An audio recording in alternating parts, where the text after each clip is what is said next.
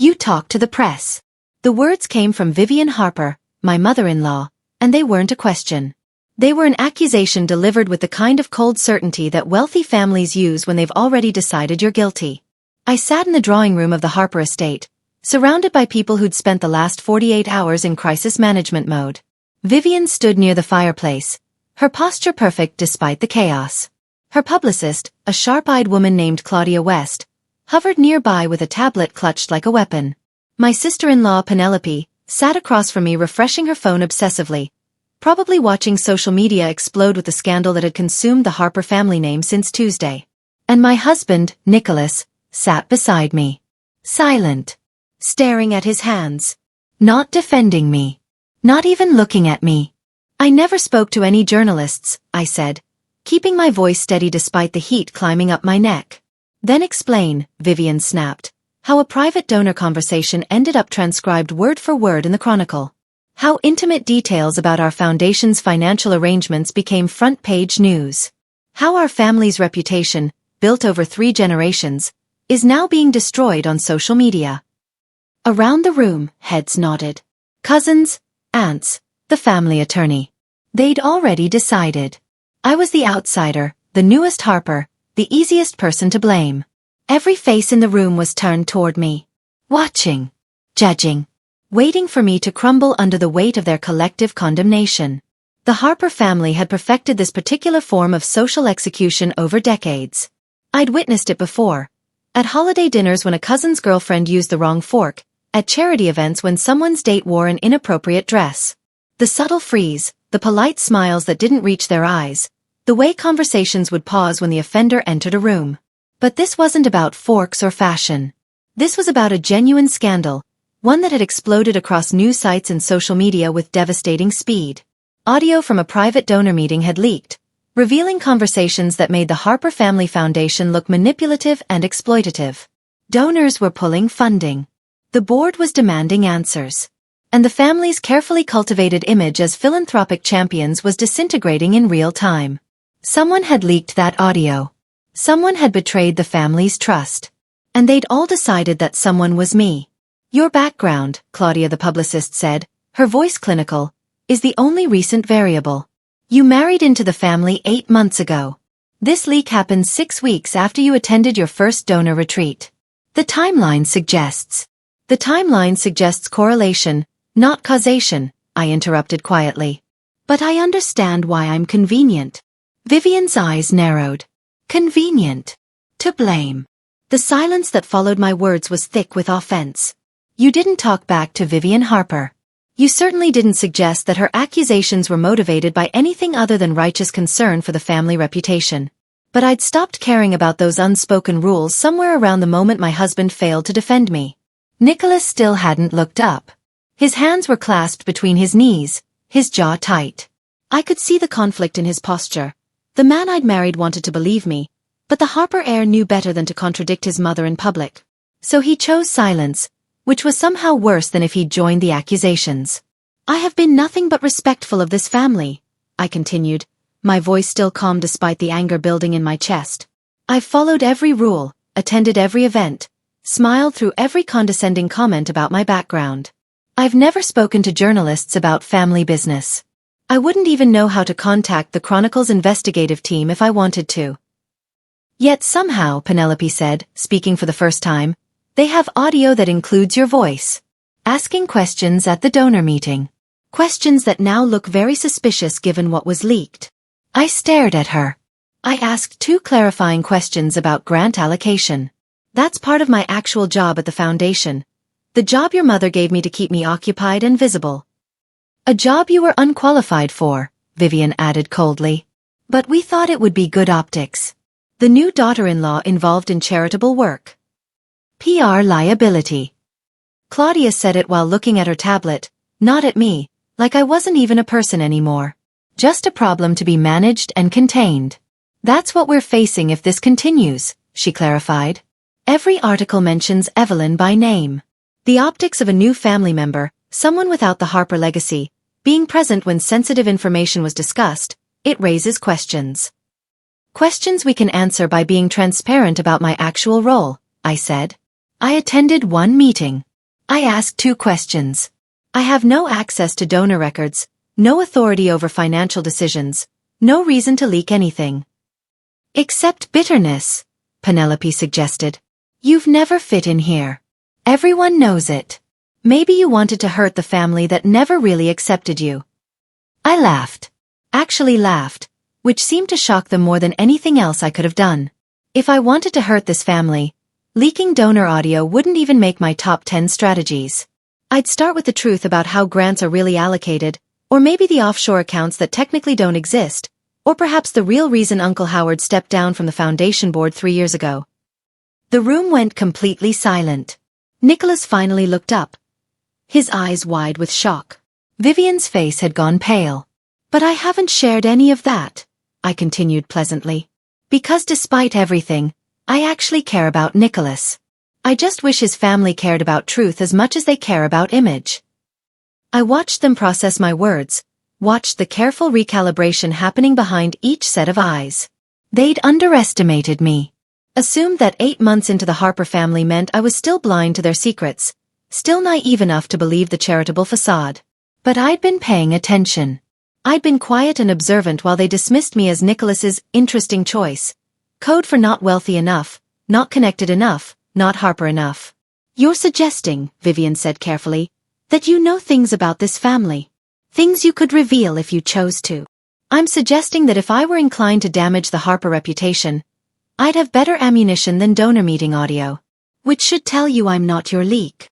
I met her gaze directly. But you already knew that. You just need someone to blame who isn't actually family.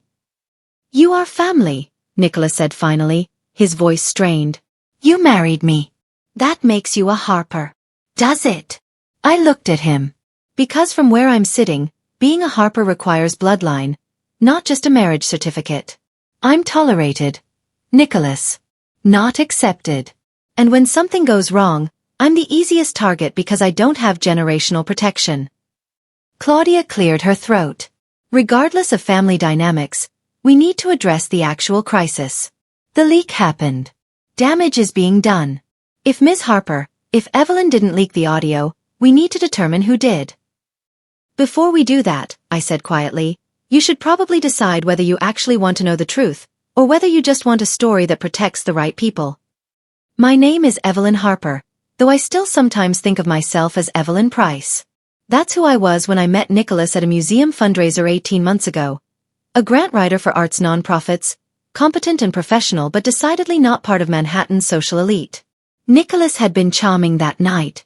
Self-deprecating about his family's wealth, genuinely interested in my work, refreshingly normal for someone who'd grown up with more money than most people could imagine. My family can be intense, he'd warned me on our 3rd date. But don't let them intimidate you. You're brilliant and kind, and that's what matters. I'd believed him.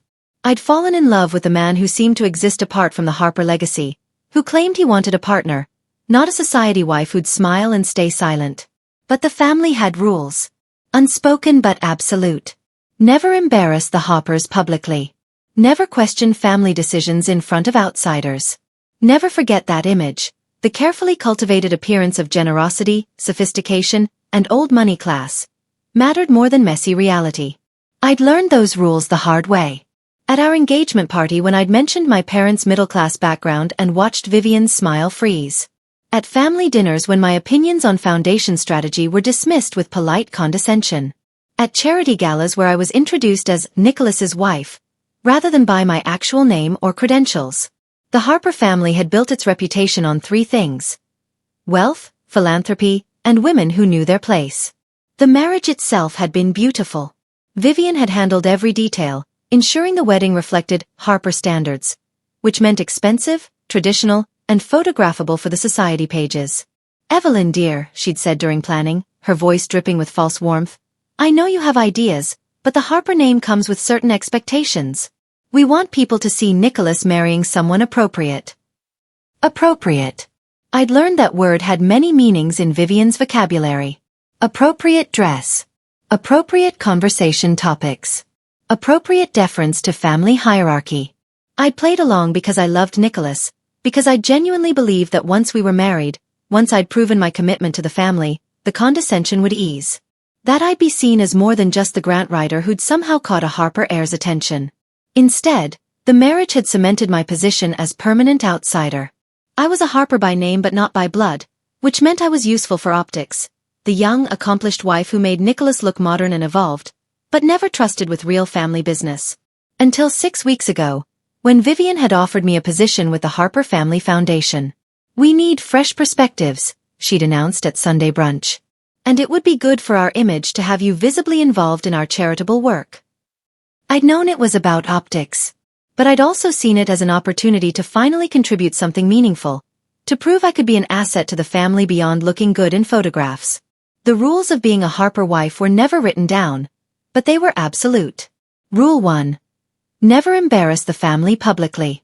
This meant everything from appropriate table manners to carefully vetted social media posts to knowing when to smile and when to disappear. Rule 2. Family business stayed within the family. Outsiders, including spouses who hadn't been born into the legacy, were given information on a need-to-know basis, and we rarely needed to know. Rule 3. Vivian Harper's word was law. She controlled the foundation, managed the family's public image, and decided who belonged in the inner circle. Cross her and you'd find yourself gradually excluded from important meetings, influential connections, and eventually the family itself. I'd watched it happen to Nicholas's cousin Bridget, who divorced a Harper and subsequently found herself erased from family events and social circles. I'd seen it happen to Penelope's first husband, who'd questioned a business decision and was quietly pushed out within a year. The Harper family protected its own, but only if its own meant blood relatives who understood that image trumped everything. Truth, fairness, even basic decency. And now, sitting in that drawing room with accusatory eyes boring into me, I understood that I'd never actually been protected by those rules. I'd only been constrained by them. The protection was reserved for people like Penelope, like Vivian herself, like anyone whose Harper bloodline made them valuable enough to defend. I was just the convenient scapegoat when real Harpers needed cover. The actual PR disaster had started 3 days ago when the Manhattan Chronicle published an exposé titled, "Charity or Con?" Inside the Harper Family Foundation's donor manipulation. The article included audio from a private donor retreat that had happened 6 weeks earlier. In the recording, Foundation board members discussed strategies for extracting larger donations by playing on donors' guilt and vanity. They laughed about inflating impact statistics.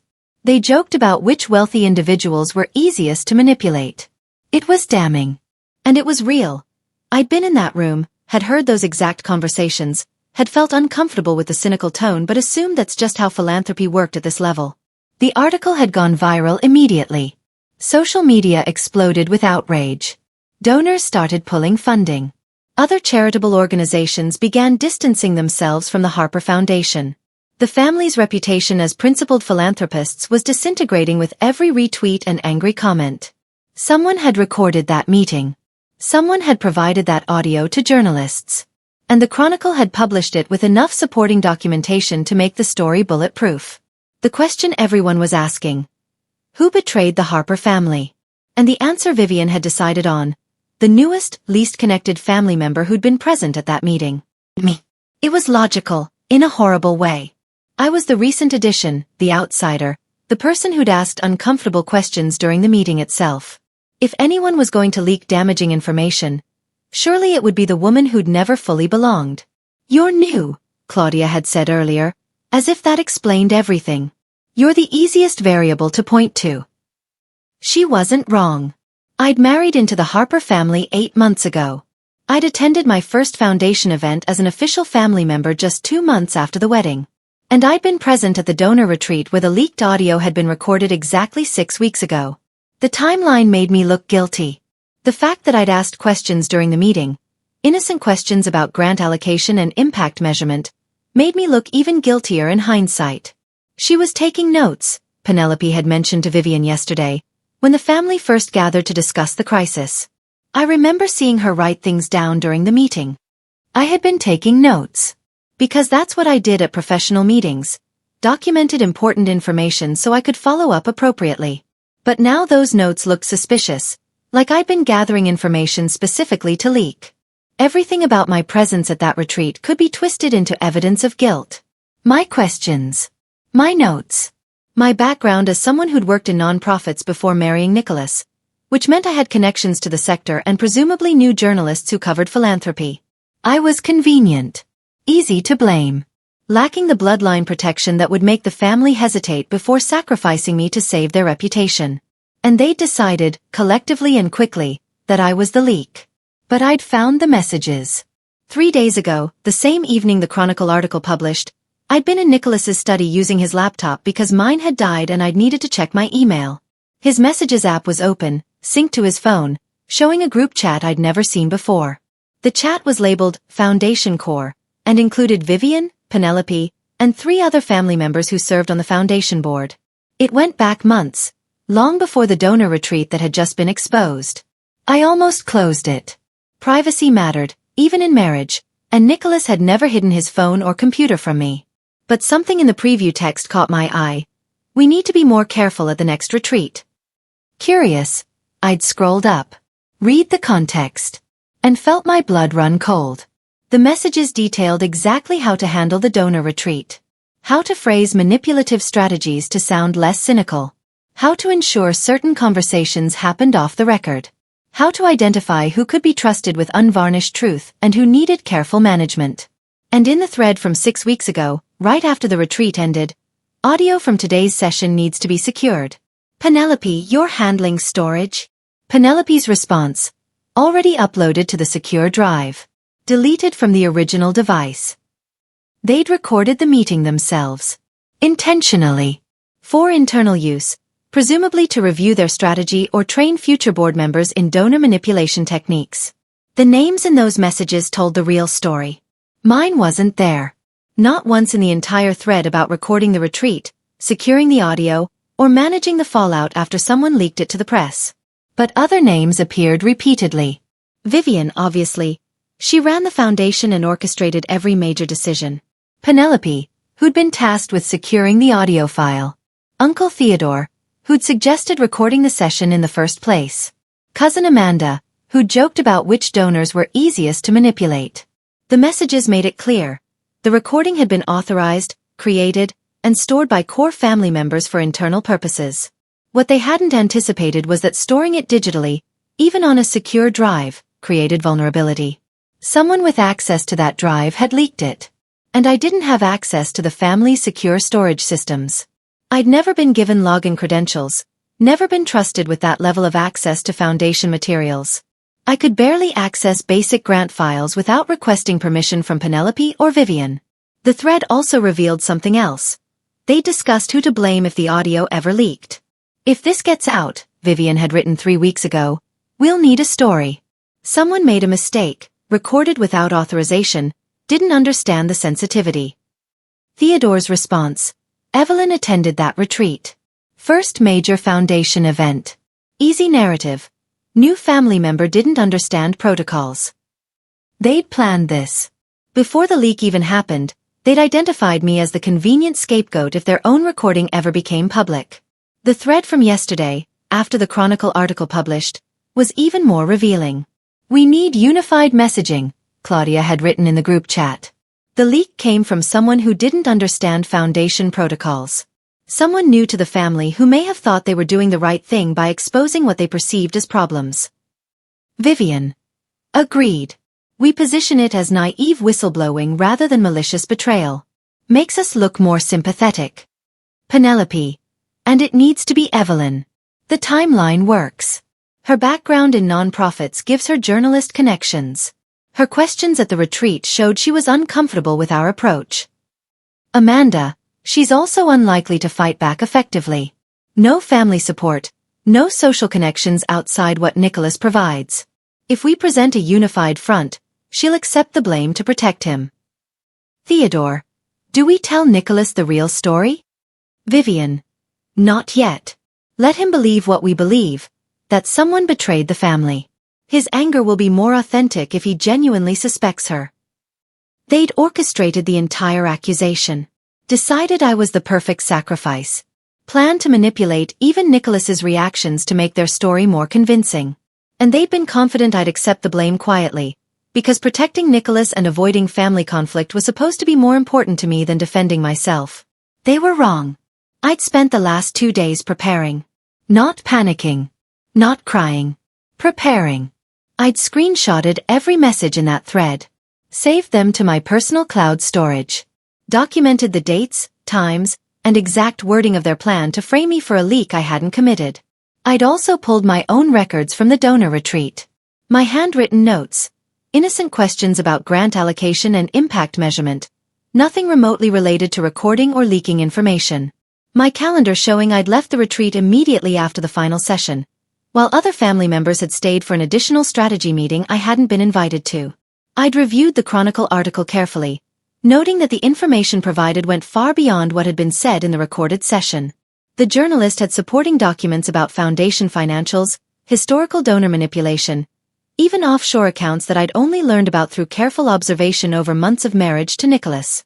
Someone had provided comprehensive documentation to that journalist.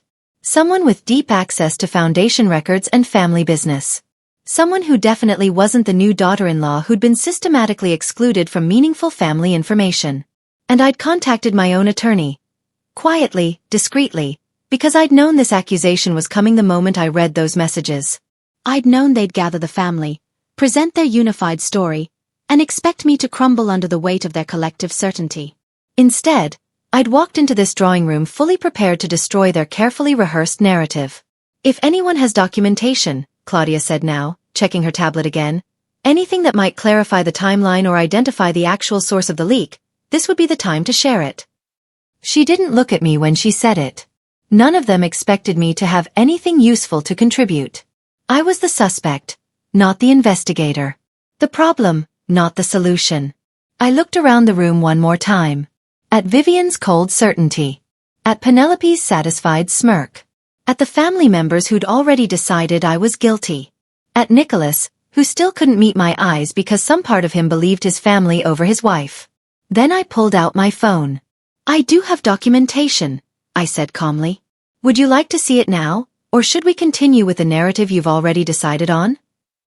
Vivian's eyes narrowed. What documentation? The messages where you planned to blame me for a leak I didn't commit. The thread where you discussed creating a convenient story using the new family member as your scapegoat. The evidence showing that you recorded that donor meeting yourselves, stored it digitally, and then scrambled to cover your tracks when your own security failures resulted in exposure. The room went completely silent. Claudia's head snapped up from her tablet. Nicholas finally looked at me. His expression shocked. Penelope's face had gone pale. You're bluffing, Vivian said, but her voice lacked conviction. Am I? I unlocked my phone, opened the screenshot folder. Would you like me to read the messages aloud, or shall I just share my screen? I let them sit in their panic for a moment. Let them understand that their careful plan had just collapsed because they'd forgotten one crucial detail. Nicholas synced his messages to his laptop, and I'd had access to that laptop. Before I show everyone what I found, I said quietly, I want to be clear about something. I'm not doing this for revenge. I'm not trying to destroy the family or embarrass anyone publicly. I'm doing this because you were willing to sacrifice me, to let Nicholas believe I'd betrayed his family, to damage my reputation permanently, to protect yourselves from consequences of your own actions. Evelyn, Nicholas started, but I cut him off. You chose silence, Nicholas. When your mother accused me, when your sister implied I was bitter and vindictive, when they called me a PR liability, you said nothing. So now I'm going to speak for myself. I turned to Claudia, who at least had the professionalism to look uncomfortable. You asked for documentation. Here it is. I pulled up the first screenshot. Vivian's message suggesting they record the retreat for internal training purposes. Then Theodore's response confirming the recording plan. Then Penelope's note about securing the audio file after the meeting ended. This is from the family's group chat, I explained. Messages sent before, during, and after the donor retreat. They show that recording that meeting was authorized by core family members, that the audio was stored digitally by Penelope, and that, I scrolled to the relevant section, they discussed using me as their scapegoat if the recording ever leaked. I shared my screen with the room, letting everyone see the messages I'd screenshotted. Dates, times, names, all clearly visible, undeniably real. 3 weeks ago, I read aloud from Vivian's message, she wrote. If this gets out, we'll need a story. Someone made a mistake, recorded without authorization, didn't understand the sensitivity. I scrolled to Theodore's response. Evelyn attended that retreat. First major foundation event. Easy narrative. New family member didn't understand protocols. The room had gone deathly quiet. I continued, my voice steady and calm despite the rage I felt reading these words aloud. Yesterday, after the article published, Claudia wrote in this same thread, "We need unified messaging." The leak came from someone who didn't understand foundation protocols. And Vivian responded, "We position it as naive whistleblowing rather than malicious betrayal." I looked up at Vivian. You weren't investigating who leaked the audio. You were crafting a story that protected the family by sacrificing me. You knew I didn't leak it because you knew exactly who had access to that recording, and it wasn't me. Penelope tried to speak but I kept going, pulling up more screenshots. Penelope wrote, "She's also unlikely to fight back effectively. No family support, no social connections outside what Nicholas provides. If we present a unified front, she'll accept the blame to protect him." Nicholas stood up abruptly, staring at the screen. "You wrote that? About my wife?" Penelope opened her mouth, closed it, then tried again. "It was just, we were trying to manage a crisis." "You weren't managing a crisis," I interrupted. "You were creating a cover story using me as your convenient target." I pulled up another screenshot, this one from Vivian's exchange with Theodore about whether to tell Nicholas the truth. Your mother wrote, "Let him believe what we believe, that someone betrayed the family. His anger will be more authentic if he genuinely suspects her." Nicholas turned to his mother, his face pale with shock and anger. "You manipulated me? Let me believe Evelyn had." He couldn't finish the sentence. "Nicholas, you have to understand," Vivian started, her composure finally cracking. "The Foundation's reputation was at stake. We needed a coherent response." "By framing my wife?" His voice rose. "By making me doubt her so my anger would be more authentic for your PR strategy?" Claudia was typing frantically on her tablet, probably calculating how this revelation changed everything about the crisis management plan. The other family members looked shell-shocked, realizing that their careful conspiracy had just been exposed not to journalists or donors, but to each other, with undeniable evidence. "There's more," I said, pulling up screenshots from earlier in the thread. Messages discussing offshore accounts. Notes about inflating impact statistics for donor presentations. Conversations about which family members could be trusted with unvarnished truth versus who needed careful management. I looked at Claudia.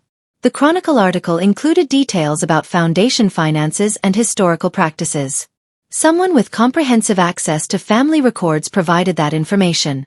Someone who'd been documenting problems for a while. I pulled up one final screenshot, this one from a thread I'd almost missed because it was labeled differently. "This is from a group chat called Harper Legacy Protection," I explained. "It includes Vivian, Theodore, and someone named Alex Mercer. Anyone know who that is?" The silence was deafening. Then, slowly, Penelope spoke up. Alex Mercer was Vivian's executive assistant. "He left 3 months ago." "He left," Vivian corrected sharply, "after being terminated for insubordination." I smiled without humor. According to this thread, he was terminated after raising concerns about Foundation financial practices. Concerns that Vivian dismissed as overstepping his role. He argued they were violating non-profit regulations. Vivian told him to focus on scheduling and stop questioning family business. I scrolled through the messages. He sent her detailed memos about the problems. She deleted them and told him to maintain appropriate discretion about family matters. When he persisted, she fired him and had Theodore ensure he signed an NDA before receiving his severance.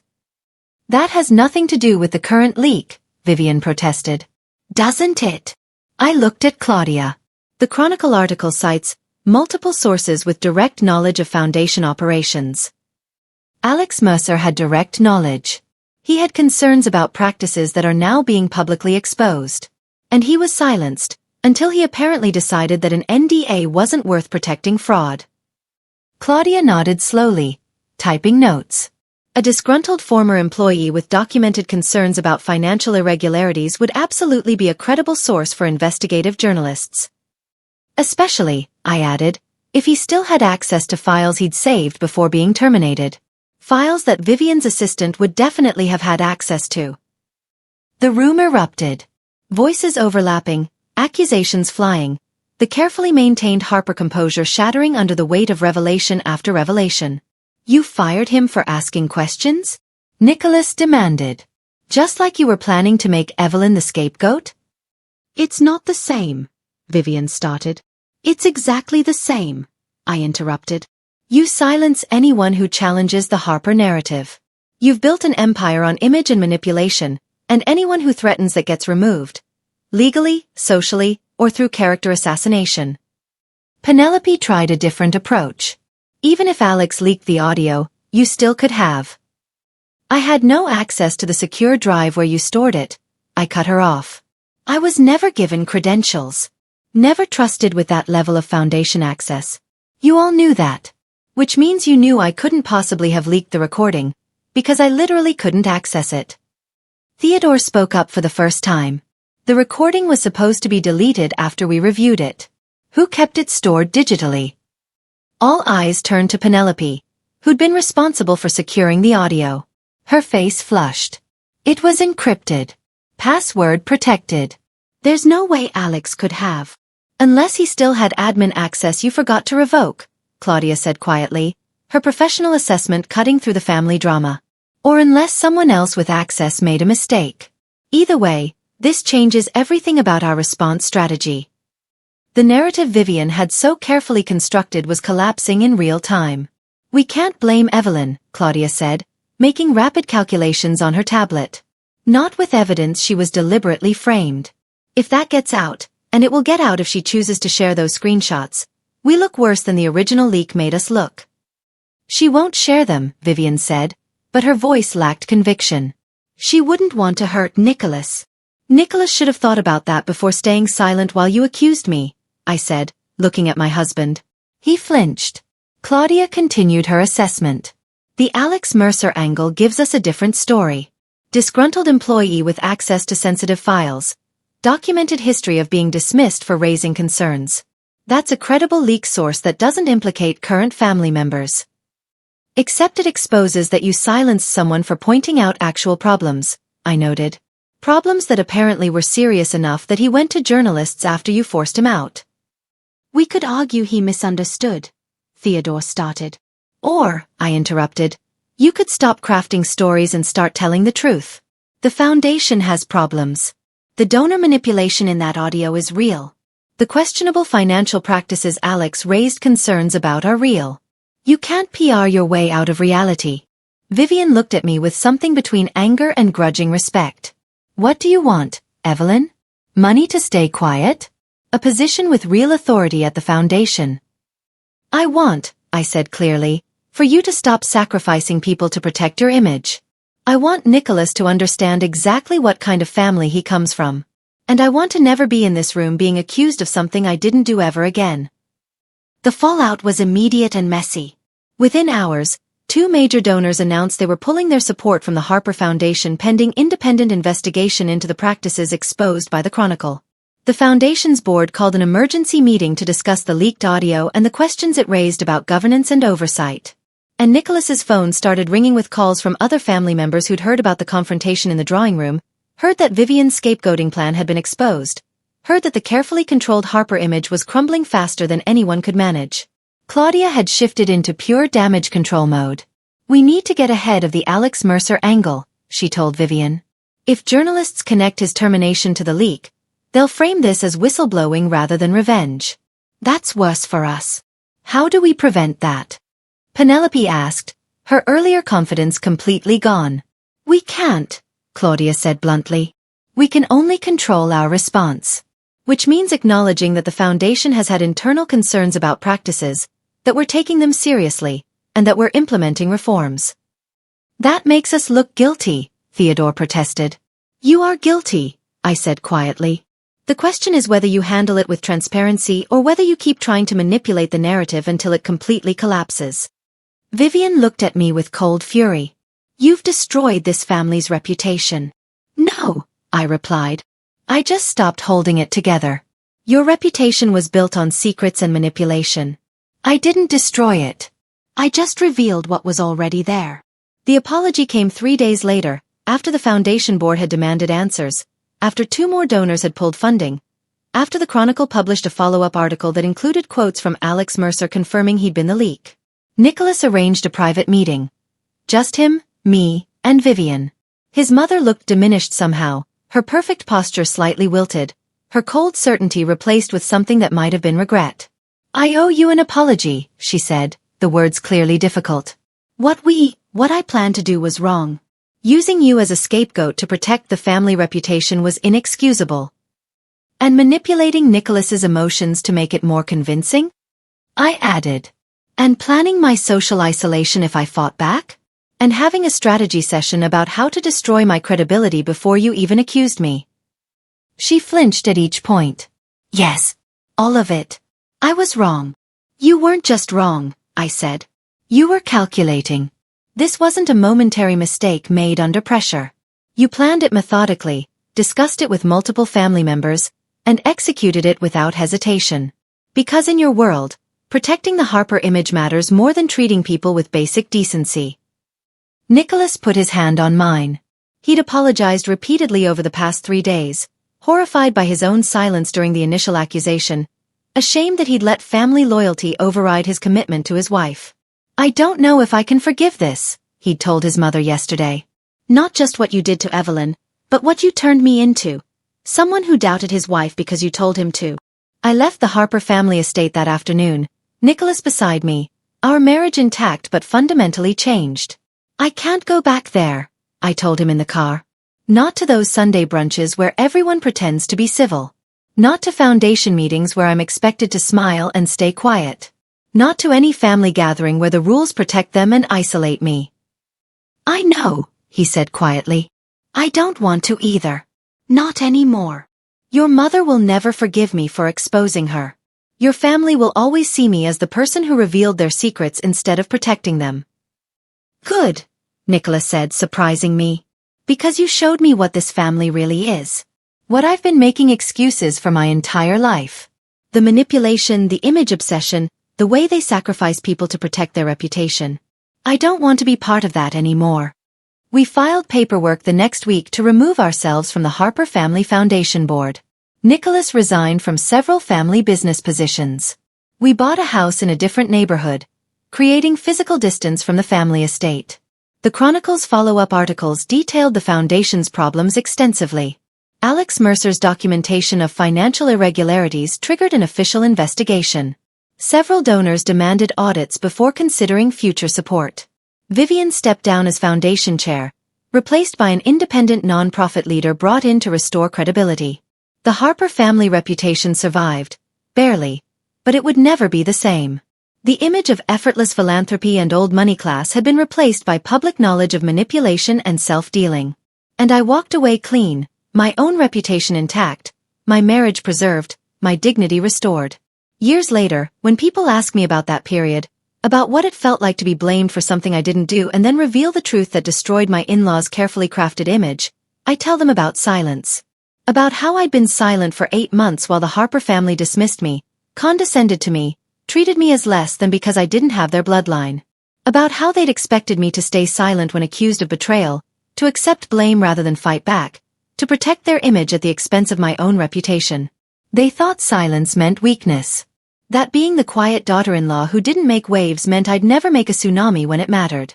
But I'd been silent because I'd been watching, learning, documenting, understanding exactly how their system worked so I'd know how to dismantle it if they ever pushed me too far. Vivian had told Nicholas once, before we married, that I was too quiet for a Harper wife. She doesn't have the presence, she'd said. The confidence. She'll fade into the background. She was right that I was quiet. But quiet doesn't mean invisible. And background doesn't mean powerless. I'd faded into their background so completely they forgot I was there. Forgot I had my own phone, my own documentation, my own willingness to fight when pushed past tolerance. They blamed me because they thought I'd accept it. Because in their world, protecting family image was more important than truth or fairness. Because they'd spent generations silencing people who threatened their narrative. I didn't destroy the Harper family reputation. I just stopped being one of the people holding it together. And once I let go, Once I revealed the messages and the manipulation and the calculated cruelty, their image collapsed under its own weight. They thought my silence protected them. It turned out it had only been protecting me, saving my energy, my evidence, my resistance for the moment when I'd need it most. And when that moment came, when they gathered in that drawing room to make me their sacrifice, I wasn't quiet anymore. I was clear, calm, and completely prepared to show them exactly what happened when you blame the wrong person. Their socialite stories collapsed because they'd built them on secrets. And I'd stopped keeping those secrets the moment they stopped seeing me as family and started seeing me as convenient. That's the lesson I carry forward. Silence can be strategy. And the quietest person in the room might be the most dangerous, not because they're planning harm, but because they're paying attention to truth. The Harpers learned that lesson too late. But they learned it completely. And I walked away knowing I'd never again sacrifice my truth to protect someone else's image.